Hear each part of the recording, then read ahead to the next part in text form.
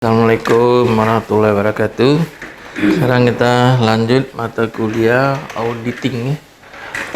Mata kuliah auditing. Auditing 1.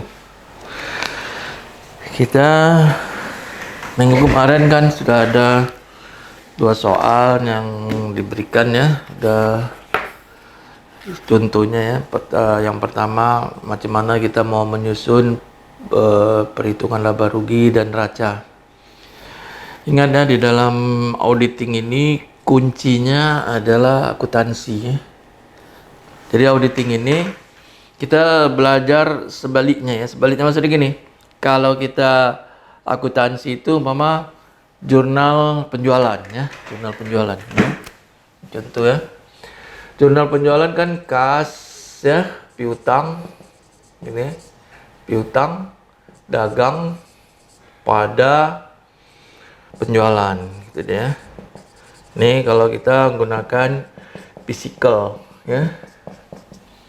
Kemudian kalau kita perpetual, kita menggunakan lagi HPP pada persediaan. Gitu dia. HPP pada persediaan. Ini kan jurnal ya, ini jurnal. Jadi kalau kita belajar akuntansinya, inilah akuntansinya ya. Auditing itu kita belajar di sebaliknya ya. Sebaliknya ini maksudnya, kalau ini dia umpama penjualan ya. Yang pertama contohnya ya, apakah penjualan ini ada price list ya. Price list. Maksudnya daftar harga ya. Sehingga siapapun yang membeli harganya sesuai dengan price list. Gitu deh. Ini contohnya, belajar di sebaliknya. Kemudian cerita persediaan, kan ada kartu persediaan.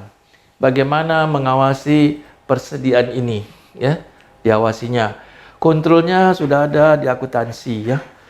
Di akuntansi itu ya, kita ada metode, umpama metode arus barang ya. Arus barang itu maksudnya persediaan awal tambah pembelian sama dengan barang tersedia untuk dijual dikurang persediaan akhir sama dengan HPP. Itu dia net ya. HPP ketemu penjualan sama dengan laba kotor. Jadi rumus ini, formula ini dari dulu sampai sekarang formulanya dia seperti ini. Jadi kalau nanti kita pun bekerja di satu perusahaan ya, satu perusahaan, ceritanya pun begini juga ya. Karena dia akuntansinya atau auditing ini sama pajak ya, di dalam prakteknya sama gitu dia nanti ya. Makanya dia di dalam ini dia namanya adalah semi eksakta di akuntansi ini. Jadi dia ada hitungan-hitungan juga ada cara berpikir analitis. Karena dalam auditing ini cara berpikir kita harus analitis ya. Kalau ini begini, ini pasti begini. Kalau ini begini, pasti begini. Ya. Makanya jurnal-jurnal ini harus kita kuasai ya. Ini deh. Jadi seandainya ada jurnal ya, jurnal mama ongkos angkut gitu ya. Mungkin udah pernah saya ceritain ya, ongkos angkut pada penjualan gitu ya. Ini nih. Ini sampai kapanpun tidak ada jurnal yang seperti ini ya. Makanya kita perlu pikirnya gini ya. Kalau yang namanya ongkos dia debit. Dah, lawannya pasti kalau nggak cash utang. Gitu deh ya. Kalau nggak cash utang. Lawannya bukan ini. Kalau ini penjualan, lawannya ini deh. Cuman ini aja. Ya. Jadi kalau ada penjualan di sini pasti debitnya kalau nggak cash piutang. Ya. Kemudian kalau nanti kita cerita perpetual, dia harus ada satu lagi HPP pada persediaan barang. Dari mana tahu persediaan barang ini? Kan kita ada kartu stok ya. Di situ kita melihatnya berapa HPP-nya ya. Kan kita udah pernah belajar metode persediaan barang, menilai persediaan barang akhirnya, metodenya FIFO, LIFO, average. Dari situ kan udah nampak ya, berarti harga pokoknya sekian. Kalau dia begini, ya kan? Ini kan kita udah ketahuin ya, laba kotornya ini. Kalau dia begini, ini kan nama dengan laba kotor. Laba kotor adalah pertemuan penjualan dengan HPP kan sama dengan laba kotor. Itu dia nanti, ya. Jadi kalau ini di ongkos angkut ketemu ini nggak bisa, ya. Inilah nanti hasilnya 0, ya.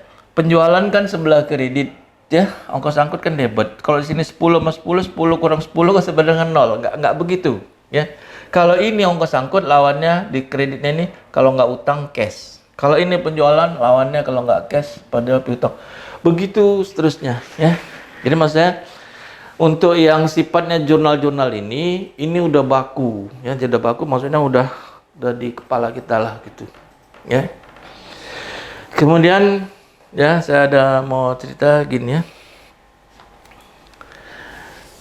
Nih. Ya, tanggal 1 bulan 1 31 12, ya. Ini udah, ya, hapus.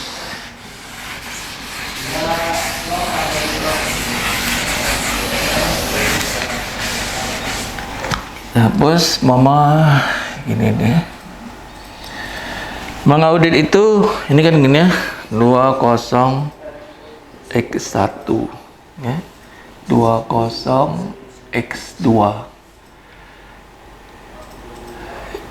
ini ya, kalau kita ngaudit, yang kita audit kan 2020x1, tetapi kan kita masuknya kan di sini. Kenapa? Karena pada tanggal 31 ini juga belum siap laporan keuangannya. Karena dasar kita meriksa dasar pemeriksaan auditing ini adalah laporan keuangan, ya. Jadi kalau laporan keuangannya nggak ada, ya nggak bisa kita periksa. Tinggal kita masuk di sini, ya. Oh, maksudnya pasti kita udah lewat. Tetapi laporan keuangan walaupun dia lewat, dia tetap menggunakan tanggal 31 bulan 12 gitu dia nanti, ya. Menggunakan laporan keuangan, ya, tetap pada tanggal ini walaupun siapnya di tahun 20x2 kita masuknya kemari, ya. Makanya kita nanti gini ya, gitu, ya, untuk mencari bukti, ya. Pengertian audit ini, manajemen itu kan kerjanya kan setahun, gitu, ya. Ini kan akuntansi, ya, akuntansi dia ngerjakan setahun. Sedangkan kita ngauditnya kan dari sini, ya, mau ngauditnya sampai kemari untuk mendapatkan ini kan hanya beberapa hari, ya, hanya beberapa hari, paling mama 20 hari kerja, ya. Makanya dalam mengaudit ini, karena kita dikasih waktu 20 hari untuk menyatakan opini, ya, karena yang tanggung jawab terhadap laporan keuangan ini adalah manajemen, tanggung jawab akuntannya terhadap tanggung jawab akuntannya adalah masalah opini. Ini tanggung jawab dia. Kalau kebenaran ini enggak. Karena kenapa? Karena kita kemarin ini metodenya sampling, ya. Nggak mungkin kita periksa ini semua, ya. Kita sampling, ya. Mana yang apa kita sampling. Makanya nanti kalau kita lihat di dalam auditing itu ada random sampling, ada statistical sampling. Biasanya kita suka ngambil secara random. Tapi sebelum masuk kita meriksa, kita udah tahu kemana arah yang mau kita periksa.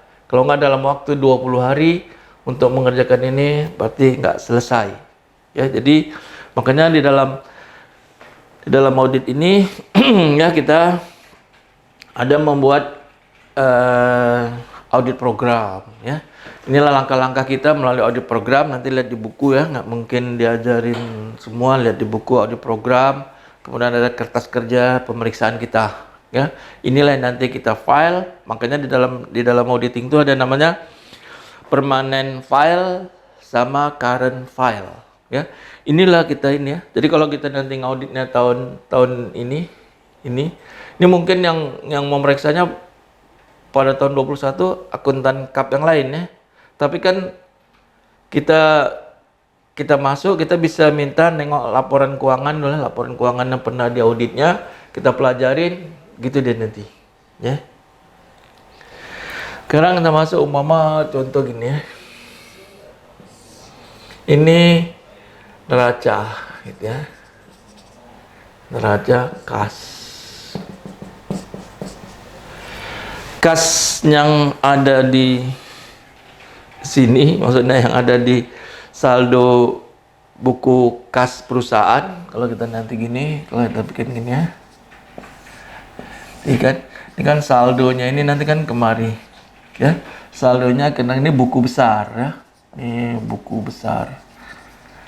Jadi saldo yang ada di buku besar mama di sini atau di sini ya, kalau ini kredit dia di sini ya, berapa saldo kas kita ya, karena kan ini penerimaan ya, ini pengeluaran.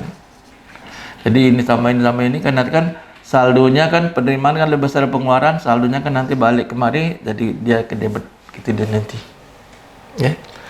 Tetapi saldo yang ada di sini ya, saldo, jadi kalau di sini kita bilang ini jumlahnya di buku kas kita, kas perusahaan mama ini 100, ini pengeluaran 70, berarti kan saldonya 30, saldo 30 kan masuk kemarin 30. Angka ini belum tentu benar ya. Angka ini belum tentu benar. Makanya waktu kita belajar akuntansi keuangan 1 ada namanya bank rekonsiliasi ya. Dari situlah kita cari berapa saldo kas yang benar. Ya, karena kan kita punya ini mau kita bandingkan dengan saldo rekening koran bank. Gitu deh nanti ya. Maka perlulah kita namanya bank rekonsiliasi. Rekonsiliasi. Jadi maksudnya saldo kita ini buku kas kita laga dengan saldo rekening koran bank, berapa yang benar itulah yang naik kemari ya. Makanya di dalam audit ini ya kita harus ya minta bank rekonsiliasinya ya. Bank rekonsiliasinya kita minta. Dari situlah kita bergerak gitu nanti ya. Oke, bisa. Sekarang bank rekonsiliasi sudah pernah kita pelajarin ya. Yang di sini saya hanya mau cerita ya, bagaimana membuat rekonsiliasi bank ya. Contohnya tadi kalau kita mau udah ngeluarkan uang ya, udah ngeluarkan uang untuk bayar utang, kan kita bayarnya kan pakai giro ya, giro, pakai buku giro itu ya, kita tulis kan kita kasih sama kreditor ya. Udah kita kasih di buku cash kita kan udah kita kurangin karena udah kita bayar pakai cek tunai mama gitu. Tetapi yang menerima cek ini kan belum tentu menguangkannya ke bank ya, belum tentu dia menguangkan uang, mungkin besok lusa, sedangkan kita mau tutup buku, cut off ya. Inilah dia namanya cut off ya, cut off, kita tutup ya. Karena kita udah tutup ya, kita harus mana yang kita ini ya, kita menggunakan rekonsiliasi bank, baru kita berani cash yang benar itu. Setelah rekonsiliasi baru kita masukkan ke neraca, itulah cash yang benar ya. Oke, kita itu. Kemudian kalau kita lihat nanti di ininya ini ya, di buku di sini dikatakannya gini ya, pembuktian kas ya, pembuktian kas. Auditor seringkali menyiapkan surat pembuktian kas manakala pengendalian intern atas kas dianggap tidak memadai. Suatu pembuktian kas meliputi hal sebagai berikut. Yang pertama adalah suatu rekonsiliasi saldo pada laporan bank dengan saldo buku besar pada awal periode pembuktian kas. Kemudian yang kedua, suatu rekonsiliasi penerimaan kas yang di-store dengan buku penerimaan kas untuk periode tertentu. Kemudian 3, saldo rekonsiliasi cek-cek yang dibatalkan yang di-clearing oleh bank dengan buku pengeluaran kas untuk periode tertentu. Kemudian yang keempat, suatu rekonsiliasi saldo laporan bank dengan saldo buku besar pada akhir periode pembuktian cash ya. Jadi maksudnya gini ya, di dalam rekonsiliasi bank ini ya, Ini kita agak cepat ya, karena udah pernah kita pelajarin ya. Yang menjadi perbedaan ya, perbedaan antara ya, antara rekening koran bank dengan buku kas, pertama adalah deposit in transit ya. In transit. Ini maksudnya gini ya. Saya menyetornya umpama tanggal 30 apa tanggal 31 di sini ya.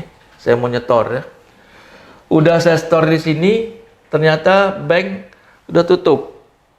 Ya, maksudnya udah menutup buku ya. Maka uang kita kan di sini ada, ini dianggap sebagai uang titipan.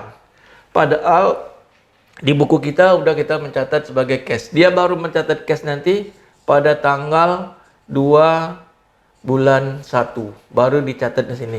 Sedangkan kita mau cut off-nya ini ya, kita di nanti. Jadi ada uang yang kita kirim ya. Kemudian yang kedua, outstanding check ya. Outstanding check. Saya udah mengeluarkan cek ya, udah saya keluarkan cek. Di buku kas saya kan di sini udah bikin saya pengeluaran ya. Sehingga saldonya kan udah berkurang. Cek yang saya bayarkan sama orang, ya gitu ya, bayarkan orang, orang ini belum menarik uangnya ke bank. Sehingga nanti waktu datang rekening koran bank, saldo bank lebih besar daripada buku kas saya. Ya, maka ini harus disesuaikan. Itu dia nanti ya.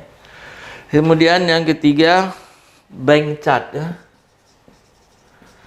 Bank chart.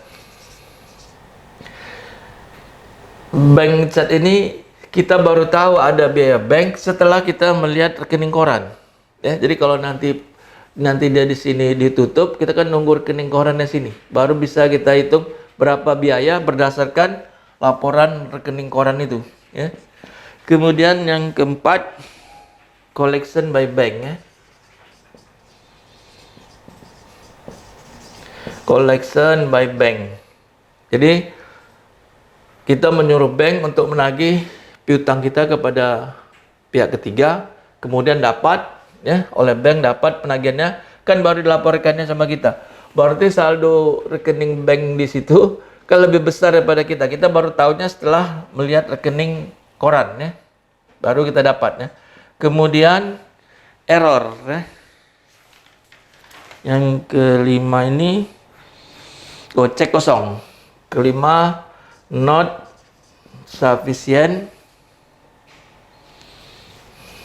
Ini sufficient fund check ya. Nanti tulisannya diperbaikin ya. Fund check.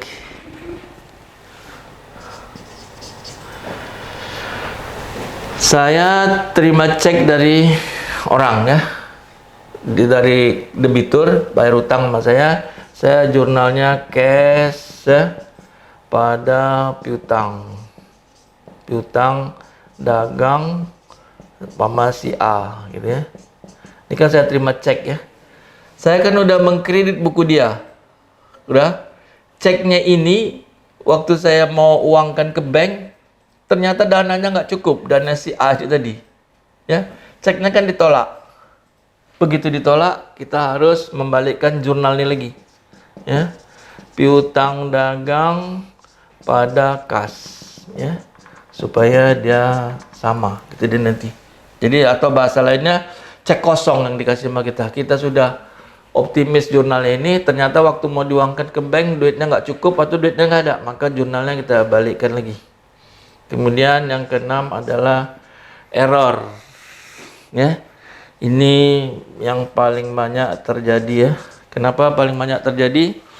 Karena bank itu mempunyai ya nama perusahaan yang hampir-hampir mirip ya.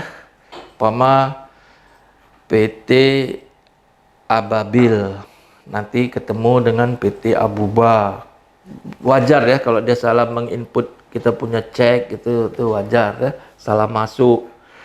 Ya, jadi karena nama-namanya mirip-mirip di bank itu kan banyak transaksi ya, bukan hanya kita aja, orang lain ya, namanya mirip-mirip semua ya. PT ini beda-beda siki dan tambah belakang. Jadi kalau dia ini wajar ya, atau salah mencet nomor ini, makanya bank ini kan resikonya dia tinggi ya, resiko tinggi bank ya. Jadi ini ya, yang ini tadi, ini nanti dipelajari sendiri, balik lagi kita rekonsiliasi. Teorinya ya, teorinya lihat ke buku yang saya gunakan adalah ini ya. Nanti banyak buku auditingnya, bukan hanya ini aja. Jadi bisa kita belajar di sini karena auditing ini ada teorinya, ada kasusnya. Ya, ada kasusnya. Jadi ini aja dulu ya. Nanti coba kita latihan soal ya, soal macam mana mau menghitung-hitung apa namanya, satu perkiraan ini benar atau salah gitu ya. Jadi kita belajarnya ya purpose lah ya. Kalau ini tadi bank rekonsiliasi, oke. Jadi nanti soalnya ada ya, nanti dikirim ke saya lewat email ya. Itulah dia kas yang benar ya. Jadi debit kreditnya nanti harus sama. Buka lagi buku akuntansi keuangan 1 ya. Oke, kita sampai sini dulu. Kita lanjut nanti yang berikutnya ya. Assalamualaikum warahmatullahi wabarakatuh.